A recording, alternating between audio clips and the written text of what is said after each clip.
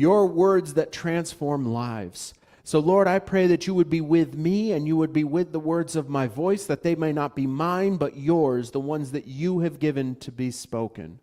Lord, anything that is of me, strip it away so that there would only be the words that you want given. And Lord, I pray that they would find good soil in the hearts of these people here today, that we may grow and have a harvest of righteousness for you in our lives. I ask this in your mighty and precious name. Amen. So we've been learning about the sad state of Israel in the late days of the period of the Judges. And today we are going to be reading the final chapter and studying the final chapter of the book of Judges, Judges 21. In the absence of strong leadership, each man did what was right in his own eyes in those days. I think we can all find that to be the case.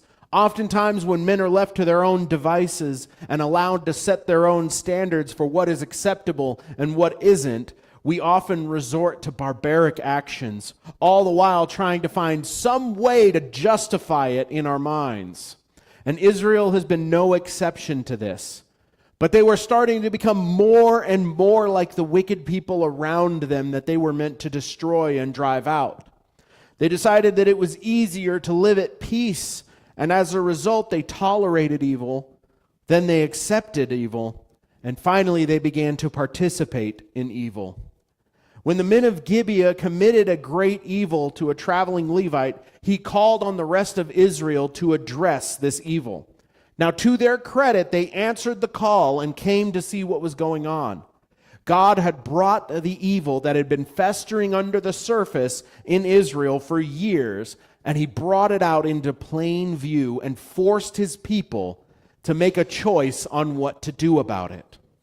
All the tribes of Israel determined to destroy these evil men as just punishment for their crimes. All the tribes except for Gibeah's home tribe of Benjamin. Benjamin decided to stand and protect these evil men from the rest of the nation. God had shown them this evil. It had become obvious that it needed to be dealt with. And when we see the evil in the world, we are offered the same choice that was presented to the people back then. We can fight to destroy evil, we can fight to overcome evil, or we can fight to defend it. It is not as though Benjamin had no choice.